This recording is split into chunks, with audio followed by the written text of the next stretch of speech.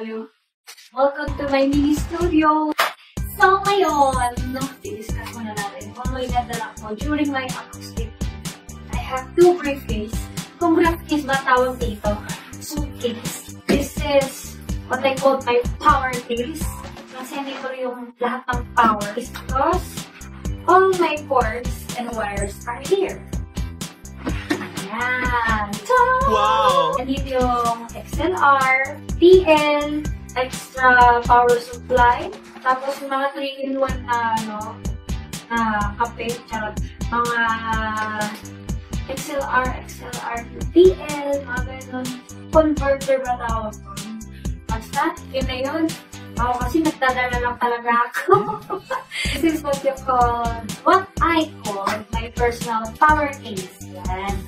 Malit lang siya. Pero grabe napakabigat. Hindi tayo pwedeng magulangan. Pa tayo kay mega case. Charot. Pero ito yung pinaka-importante na dapat kong dalhin. Charot. Ayan. I-divide lang ito to. Kasi yung isa malaki. Pero dito yung maliit lang na mixer. Good for ano lang talaga. For acoustic lang talaga. I have here my mixer. I have my Yamaha MG10XQ. Ganda ko kasi nandito lang yung effects na dito. Tapos may mga channels siya. Play GMK, PBCBS, CML, basta, yun, siyempre kasama dito yung power supply niya. And in this section naman, dito yung mga talagang ginagamit ko personally, closely. So ito, is where I put my mic and some small necessities. Katulad ng ito, kailangan para nakalayin kami if ever magla-live together with this adapter from phone to mic.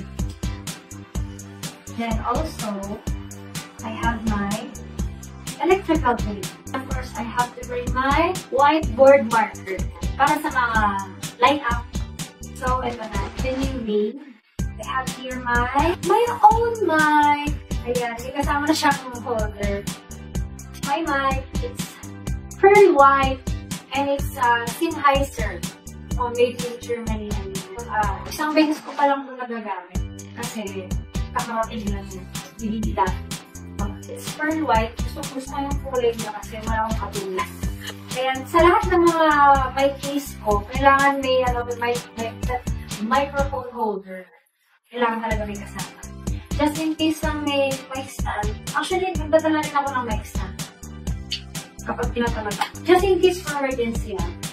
So, ito. Isang mic. Ayan. And since isang beses ko pa lang siya nagagamit, itong next na itong mic na to, Shure Beta 58A. Yan. Ito yung madalas kong ginagamit before this whiteboard. Ito yung pinaka-gusto ko. So, Shure SM58.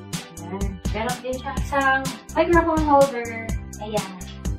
Medyo mas na siya ngayon. Hindi siya pagkasya ng ice.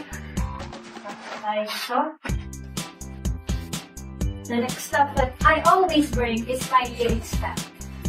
This is my lyrics stand. Ito yung stand niya. Of course, nagdadala ko ng board para sa line-up. Meron akong ano dito. Whiteboard mark. Papakita ko ngayon sa inyo kung ano mga dinadala ko during my full band gigs or mga big event. So, syempre, may suitcase pa rin ako. But this time, it's only one.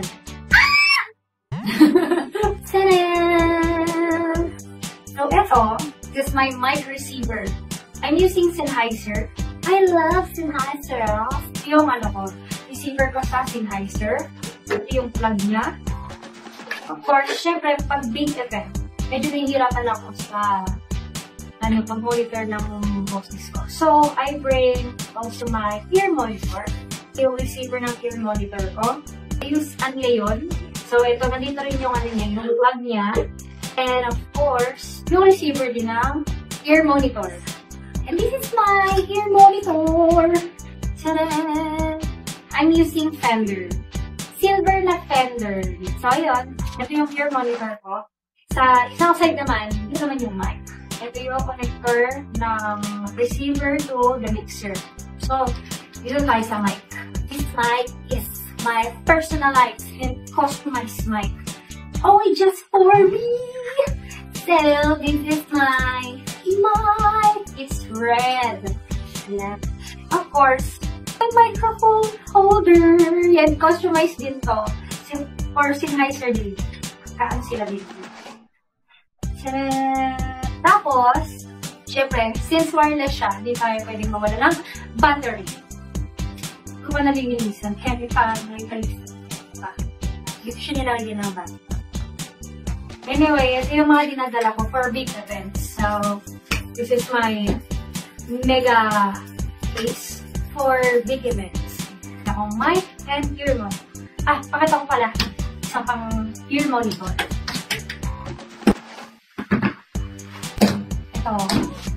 Ito yung para sa ear monitor ko. Kaya siya malaki kasi pang dalawa. Malaki yung receiver niya. Kasi, itong receiver na to, it already occupies 2 ear monitors. Dalawang receiver, tapos yung ear monitor na isa. Pero, grabe, very useful sa akin yung ear monitor. Pag wala akong ear monitor, na out of control ako sa pagbuga ng mga notes. Kung minsan, flat na pala ako or sumisigaw, ganon. Siyempre, we always have to give our very best performance. So, ito yung very useful sa akin. That's it for this video. See you on the next video vlog. Basta, yun. Bye!